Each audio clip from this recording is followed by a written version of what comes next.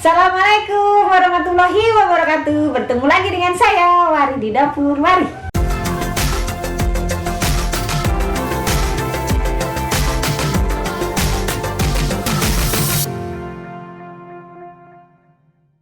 Ya, jadi pada kesempatan kali ini saya mau berbagi tentang pemakaian Miyako ini. Jadi saya ini pakai Miyako ini untuk produksi saya sehari-hari. Jadi ini bukan unboxing ya. Jadi maaf kalau misalnya spare part atau bagian-bagiannya itu ada yang nggak ada.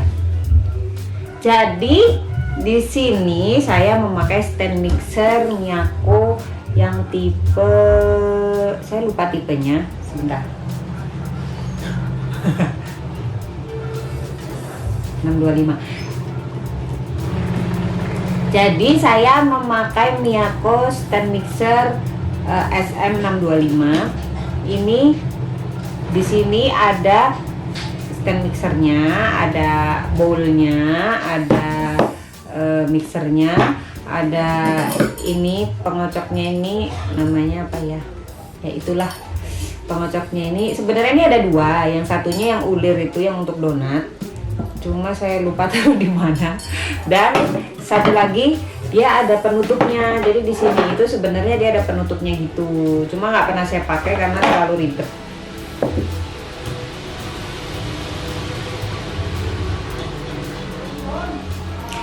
Ya, mixer Miyako ini untuk listriknya dia itu 190 watt, dan ini punya 5 kecepatan. Jadi di sini ada 1, 2, 3, 4, 5. Ini maaf ya kalau mixernya agak-agak coklat-coklat begitu karena ini habis bikin brownies. Nah, ini yang sebenarnya agak susah ya.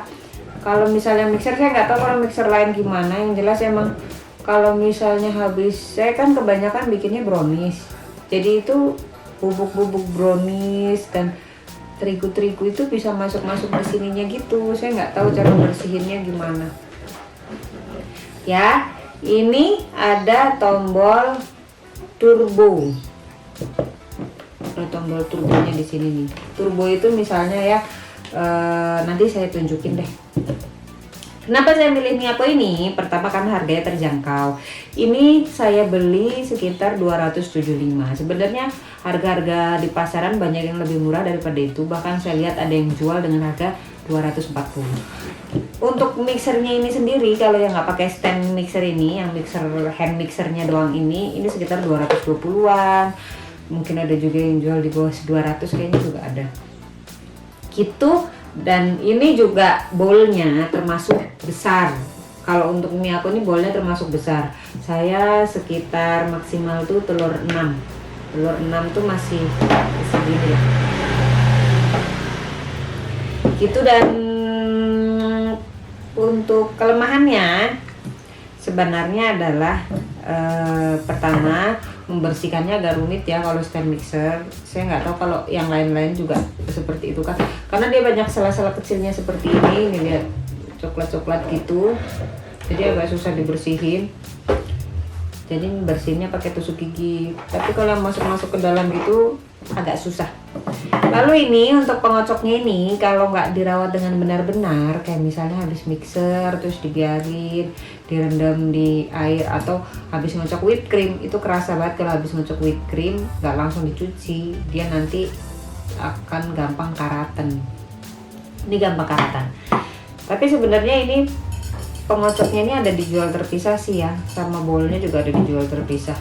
Jadi kalau udah karatan mending diganti saja begitu. Dan kita lihat yuk kalau dinyalain gimana.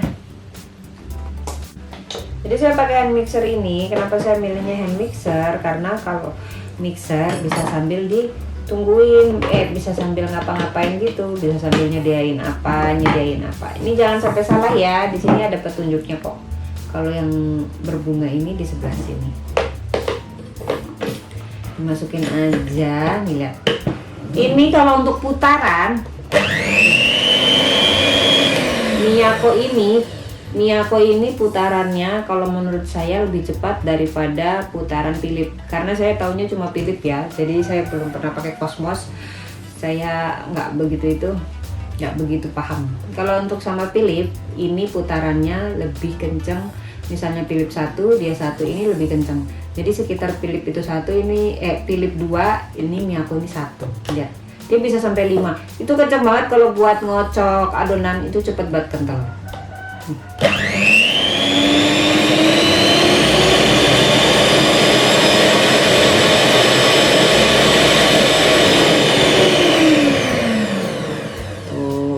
Emang ada harga ada rupa, jadi suaranya dia emang agak bising sebenarnya.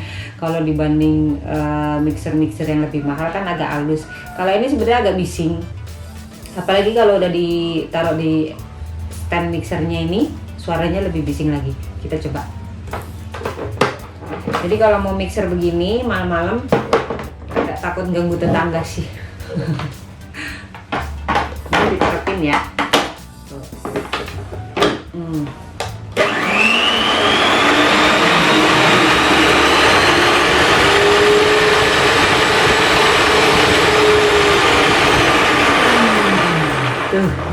Jadi berisiknya tuh kolaborasi antara mixernya dan juga ininya, kotok gitu. Nah, untuk turbo itu sebenarnya saya biasanya makainya pada seperti ini. Nih, misalnya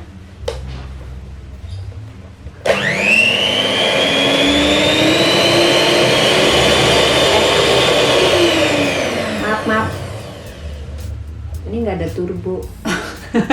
ini buat ngelepas ininya, saya lupa itu bukan mixer yang ini. Ini nggak ada turbo, lihat.